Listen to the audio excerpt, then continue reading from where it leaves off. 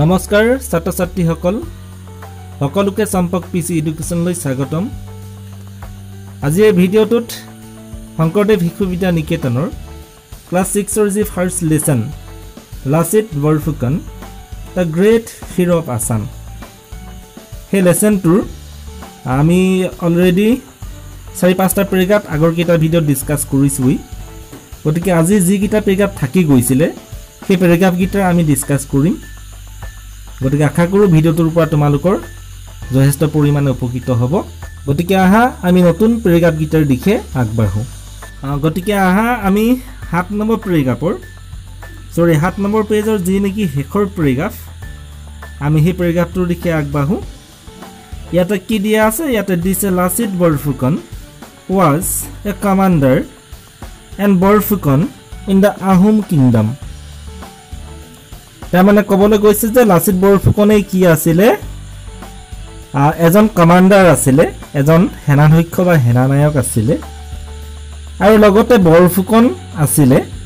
আহোম ৰাজধানী নেক্সট লাইনতে কৈছে he is known for his leadership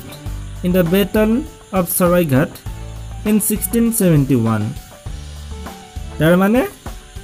1671 চনৰ যি নেকি হৰাইঘাটৰ যুদ্ধ হৈছিল সেই হৰাইঘাটৰ যুদ্ধৰ তেওঁৰ যি নেকি লিডাৰশিপ আছিল তেওঁৰ যি নেকি তাত তেওঁ তত্ত্বাৱধায়ক হিচাপে কাম কৰিছিল তাৰ যি নেকি তেওঁ লিড লৈছিল তাৰ বাবে কি তেওঁ বেছিকৈ জনা যায় বা চিনি পোৱা হয় বুলি কৈছে নেক্সট লাইনতে দিয়া আছে he was the son of Momai Tamuli Borborua the first Borborua of Upper Assam তাৰমানে তেওঁৰ কাৰ পুত্ৰ আছিল তেওঁ মোমাই তামুলী বৰবৰুৱাৰ পুত্ৰ আছিল যোন নেকি উজনি অসমৰ প্ৰথমজন বৰবৰুৱা হয় বুলি কৈছে তাৰ পাছৰ লাইনতে দিলে he was educated in humanities scriptures and military skills তাৰ মানে কৈছে তেখেতক শিক্ষিত কৰি তোলা হৈছিল হিউমেনিটাইজ মানে যি নেকি মানৱীয় মূল্যবোধৰ শিক্ষা সেই শিক্ষাৰে তেওঁক শিক্ষিত কৰি তোলা হৈছিল আৰু স্ক্ৰিপ্টাৰ্ছ যি নেকি ধৰ্মীয় নীতি আদৰ্শ বা ধৰ্মীয় গ্ৰন্থৰ ওপৰত যি নেকি নীতি বা আদৰ্শ সেই শিক্ষাৰে তেওঁক শিক্ষিত কৰি তোলা হৈছিল আৰু তাৰ লগতে কি বুলি কৈছে এণ্ড মিলিটাৰী স্কিলছ আৰু যি নেকি সামৰিক যি নেকি কলা কৌশল যি নেকি সামৰিক কলা যুদ্ধ বিগ্ৰহ যি নেকি কলা সেই কলাৰে তেওঁক শিক্ষিত কৰি তোলা হৈছিল নেক্সট লাইন লৈ আহা ইয়াতে দিছে he was first given the responsibility of scarf bearer of the Ahom Sargadev তাৰ মানে তেওঁক প্ৰথমতে ৰেসপন্সিবিলিটি দিয়া হৈছিল দায়িত্বভাৰ দিয়া হৈছিল আহোম স্বৰ্গদেউৰ স্কাৰ্ফ বেৰিয়াৰ হিচাপে যাক নেকি চলাধৰা বৰুৱা বুলি জনা হয় ইয়াতে ব্ৰেকেটত তোমালোকক দিয়া আছে তাৰ নেক্সট লাইনতে দিছে later he was appointed as the superintendent of the stable of royal horses পাছলৈ তেওঁক এপইন্টেড কৰা হৈছিল নিযুক্তি দিয়া হৈছিল সুপাৰিনটেণ্ডেন্ট হিচাপে মানে সুপাৰিনটেণ্ডেন্ট মানে হৈছে অধীক্ষক হিচাপে of the stable of royal horses ৰাজকীয় ঘোঁৰাবিলাকৰ মানে যাক নেকি ঘোঁৰা বৰুৱা বুলি কোৱা হয় তেওঁক ঘোঁৰা বৰুৱাৰ কি দিছিল সুপাৰিনটেণ্ডেন্ট হিচাপে তেওঁক দায়িত্বভাৰ দিছিল বা তেওঁক নিযুক্তি দিছিল Next line of the dice. Finally, Ahom King Sarkadha Singha selected Lasit Borfukon to lead the army to fight against the Mughals. আৰু হেখলে কি হল বুলি কৈছে আহোমৰ যিনকি ৰজা আজুন আছিল চক্ৰধ্বজ সিংহ তেখেতে কি কৰিছিল লাচিত বৰফুকনক সিলেক্টেড কৰিছিল নিৰ্বাচিত কৰিছিল to lead the army to fight against the Mughals মানে মুঘল সকলৰ এগেইনষ্টত মুঘল সকলৰ বিপক্ষে যুঁজিবৰ বাবে যে নেকি সৈন্যদল তাতে কি কৰা হৈছিল প্ৰস্তুত কৰা হৈছিল সেই সৈনিক দলৰ বা সেই আৰ্মি দলৰ লিড কৰিবৰ বাবে সেই আৰ্মি দলক মানে তত্ত্বাৱধায়ক হিচাপে কাম কৰিবৰ বাবে তেখেতক কি কৰিছিল সিলেক্টেড কৰিছিল কোনে কৰিছিল ৰজা চক্ৰধ্বজ সিংহই লাচিত বৰফুকনক মোগলৰ বিপক্ষে যুঁজিবৰ বাবে যি সৈন্যদল প্ৰস্তুত কৰা হৈছিল সেই সৈনিক দলৰ লিডিং লবলৈ তেওঁক নিযুক্তি বা নিৰ্বাচন কৰিছিল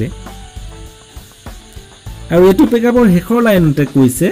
he recovered Guwahati from the Mughals and successfully defended it against the Mughals forces during the battle of Saraighat তাৰ মানে তেওঁ মানে লাচিত বৰফুকনে মোগলৰ হাতৰ পৰা গুৱাহাটীখনক কি কৰিছিল পুনৰ উদ্ধাৰ কৰিছিল আৰু অতি সক্ষমভাৱে তেওঁ কি কৰিছিল মোগল সৈন্যদলৰ বিপক্ষে সৰাইঘাটৰ যুদ্ধৰ সময়ছোৱাত এই ঠাইখনক বা গুৱাহাটীখনক কি কৰি ৰাখিছিল ডিফেন্ডেড কৰি ৰাখিছিল মানে গুৱাহাটীখনক মোগল সৈন্যদলৰ হাতৰ পৰা প্ৰতিৰক্ষা বা সুৰক্ষিত কৰি ৰাখিছিল গতিকে এটো প্ৰেক্ষাপট এইখিনি কথা কৈছিল আশা কৰো তোমালোকে বুজি পাইছা গতিকে আহা আমি এই লেসনৰ শেষৰ প্ৰেক্ষাপটৰ দিশে আগবাঢ়ো ইয়াতে দিছে this great hero of Assam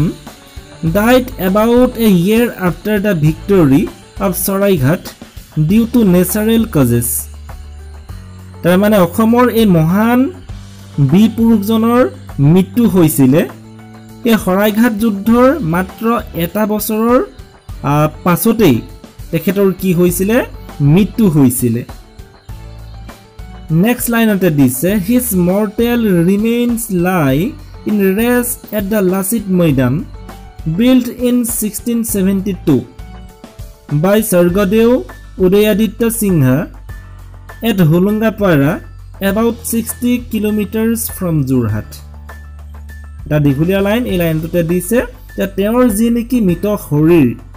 সেই মৃত শৰীৰটো হেনো এতিয়া কি হৈ আছে 1672 চনত নিৰ্মিত লাচিত মৈদামত কি কৰি আছে শান্তিৰে এতিয়াও তাত পৰি আছে বুলি কৈছে যিটো নেকি লাচিত মৈদামক 1672 চনত কোনে নিৰ্মাণ কৰিছিল স্বৰ্গদেউ উদয়াদিত্য সিংহই নিৰ্মাণ কৰিছিল আৰু এই লাচিত মৈদামটো যোৰহাটৰ পৰা প্ৰায় 16 কিলোমিটাৰ নীলগড় বা দূৰৰ ফুলঙাপাৰা নামৰ ঠাইখনত আছে